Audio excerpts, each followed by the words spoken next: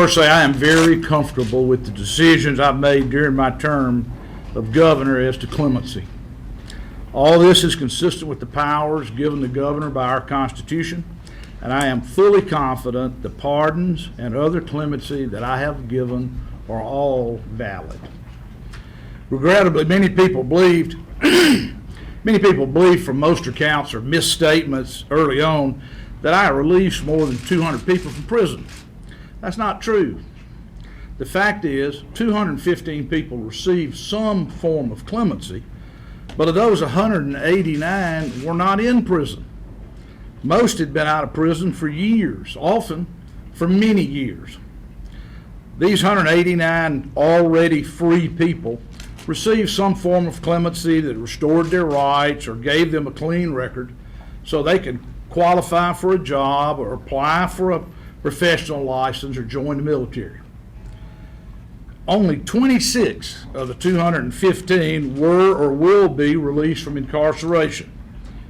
Of these 26, 13 were given suspensions and released for medical reasons.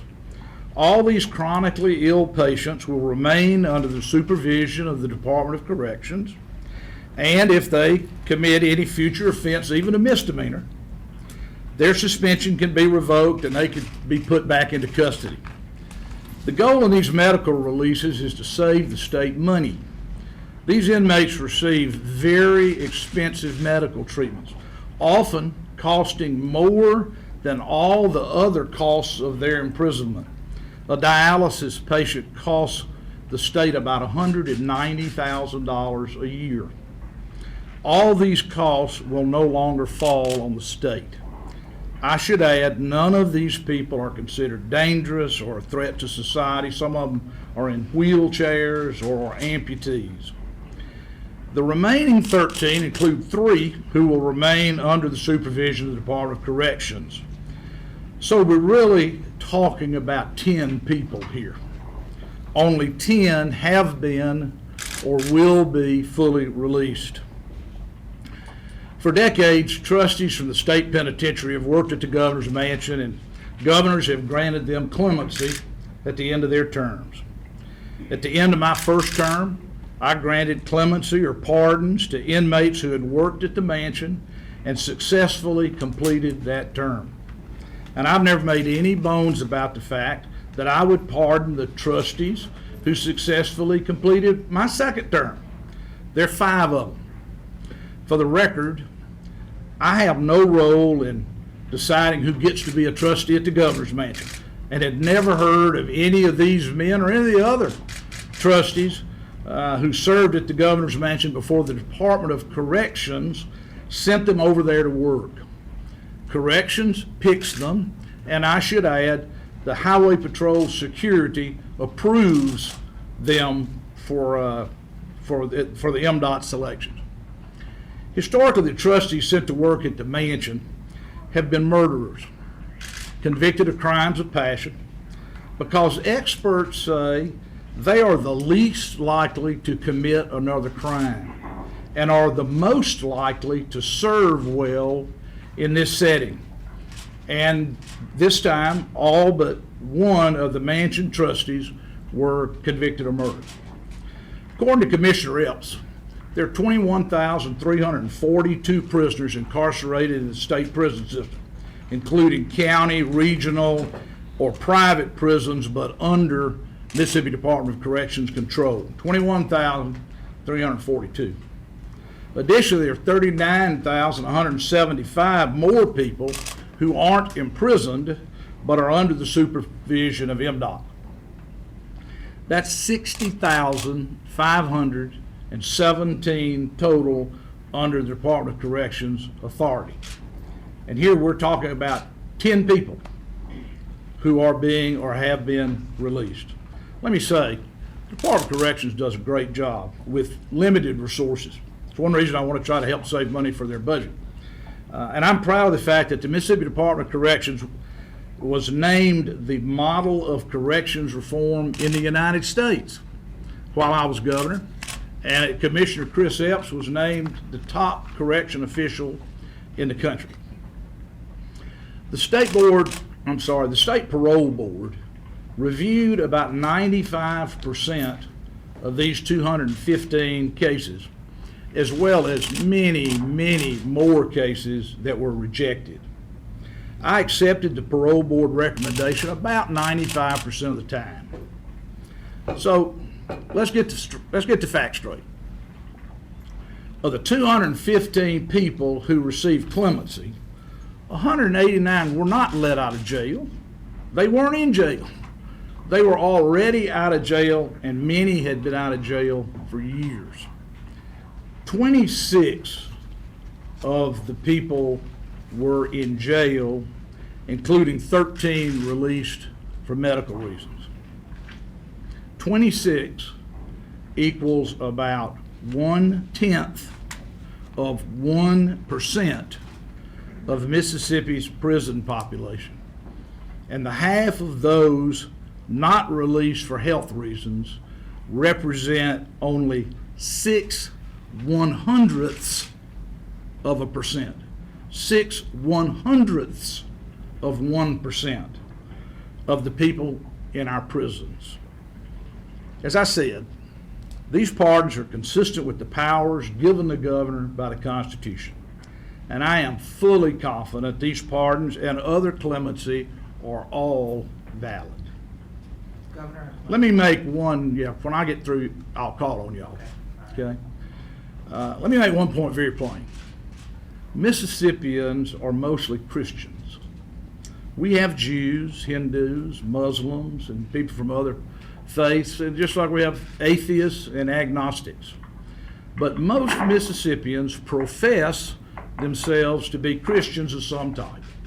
Marcia and I are evangelical Christians, Presbyterians. Christianity teaches us forgiveness and second chances. I believe in second chances, and I try hard to be forgiving. The historic power of gubernatorial clemency by the governor to pardon felons is rooted in the Christian idea of giving second chances. I'm not saying I'll be perfect, that nobody who received clemency will ever do nothing wrong. I'm not infallible, and nobody else is. But I am very comfortable and totally at peace with these pardons, including those at the mansion. With that, let me take any questions anybody has. Governor, there is universal outrage across the state of Mississippi. Well, I'll let you characterize how you What do you say to the people of Mississippi who believe you endanger public safety by releasing these prisoners? That I endangered public safety by releasing 10 people. I would say that people like you gave people the impression we released hundreds of people. We released 10 people. And of those 10 people, they were 5 worked at the mansion, and I can tell you they are no threat to society. That's what I would say to the public of Mississippi. Now, to the families of the victims, the question that I expect to be most asked, what would you say to the families of the victims? And here's exactly what I'd say. I recognize and understand that if you had a loved one, a family member, or just a friend who was hurt or killed by someone, that would leave very strong feelings against that person. I not only recognize that, I see it. It's very hard to forgive when somebody does something terrible. I respect that. I not only understand it, I respect it. But the state is not an individual who wants vengeance. The state, and the reason we have and always have had the power of pardon in our Constitution, is we believe in forgiveness of sin. We believe in second chances. We believe that if somebody serves 20 years and the prison inmates served an average of 20 years in a penitentiary, that is a lot of punishment, but for a terrible crime. 4 of them were murderers, but the other crimes were terrible too. I say to those people that Mississippi, based on the religious views of our people, put in our Constitution from the beginning just what the American Constitution has had in from the beginning, given the power of executive clemency so that people have a chance to earn a second chance. And that's what we're giving these people, a chance to earn a second chance. They have worked for it, and I believe very strongly that our Christian ethic is right to give people a second chance. Bert, Governor, no, you can't. No, you already had 2. Bert? Governor, did you not anticipate this firestorm of Sure we did. controversy that was going to happen as a result of this? Bert, you'll remember at the end of my first term, I gave clemency to all the prisoners at the mansion, and there was a firestorm about that. Because I understand human nature. It is human nature, if you are close to the victim, for that to upset you. And I don't argue with that. I don't even say it's anything other than normal. So sure I did.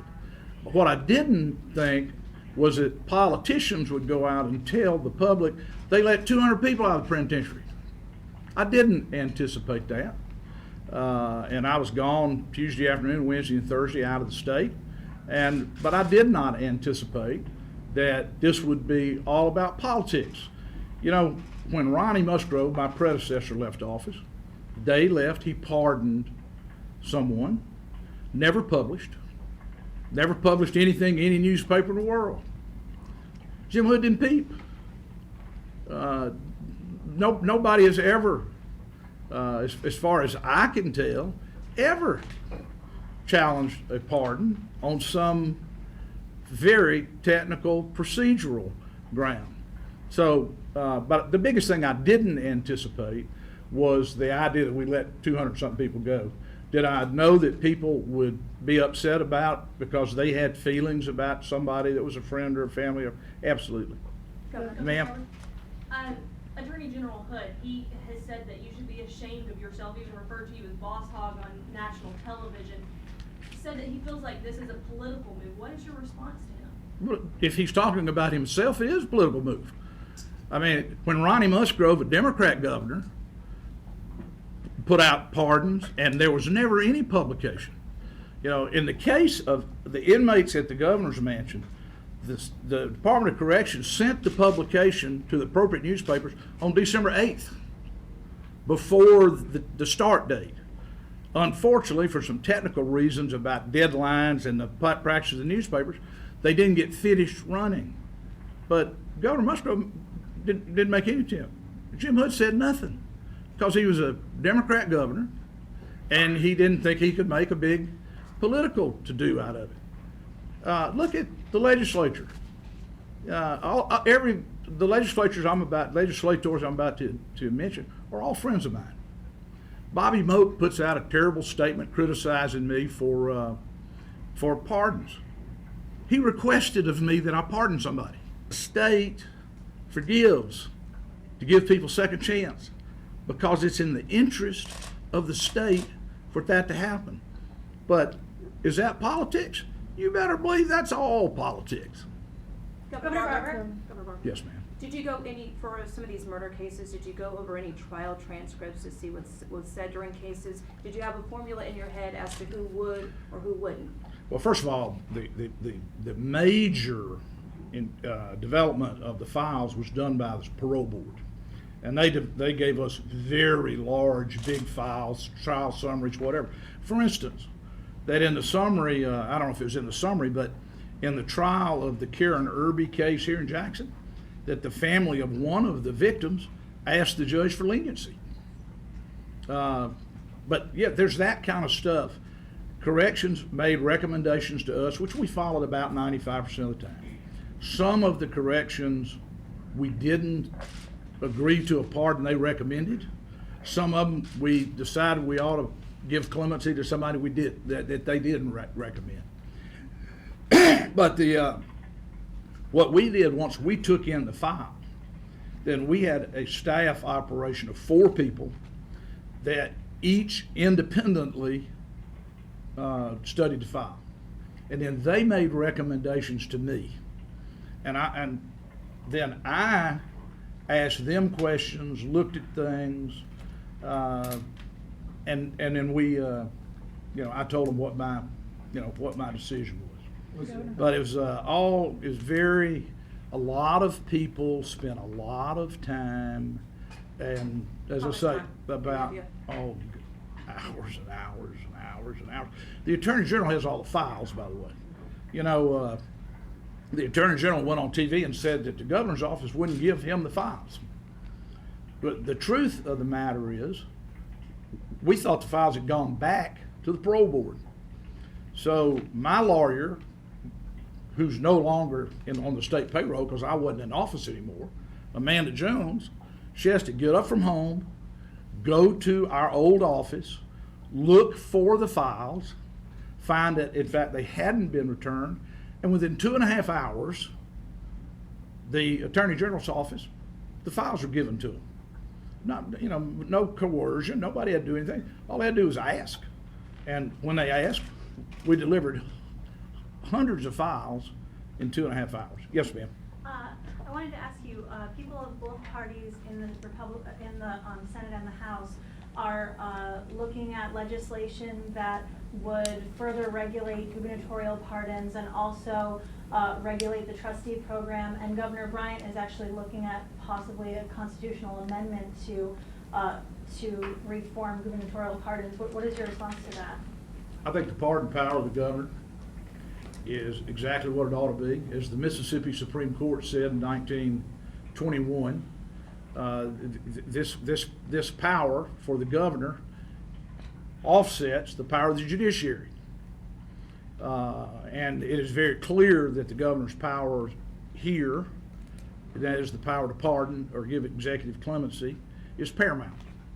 Governor, if you had this to do all over again, would you do what you've done? Well, I'll tell you what I would have done differently. I would have gotten out of the governor's way on Tuesday, but I would have been on top of what was being published by the I guess the Secretary of State's office, and to quickly let people know, wait a minute, 189 of these people were already out, most of them for a long time, some for years and years, and that the number of people that really getting out into society is 10 out of 60,000 people that are in the corrections system and 21,000 that are literally incarcerated. We're essentially giving 10 people here freedom, and I've told everybody that's asked for 8 years that I was going to continue the tradition of Mississippi governors as long as the people who work at the mansion are inmates from the prison, from the penitentiary, that I would pardon them if they successfully completed my term. That is something I would have done differently. And also, I wish we had done a little better job, and I don't know whose fault it is, so I take the blame, in knowing that sending it a couple of days early to the newspapers isn't good enough. That it would be better to send it 10 days early rather than 2 days early. But as I said, my predecessor didn't publish at all, and Jim Hood never peeped. I didn't foresee that this would be all about politics. I knew that there would be some people who would complain for the good reasons we've talked about. People who feel aggrieved. People who are aggrieved. Feel aggrieved is not a right thing. People who are aggrieved because they lost or had an injured loved one.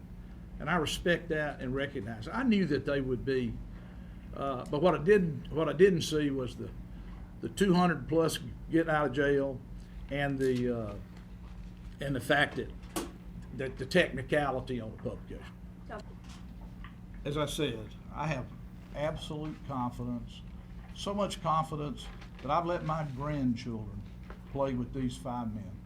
I've let them ride their tricycles out on the driveway with them watching out for them. I have no question in my mind that these 5 guys are not a threat to society. But, you know, people like you can say, what if, till the moon goes down. And as I said earlier, I'm not infallible. I can't tell you that one person out of these 215 won't do something wrong. But I am very comfortable with this, and the most comfortable with the people who were at the mansion. Thanks, y'all. How will you feel if they go back to jail?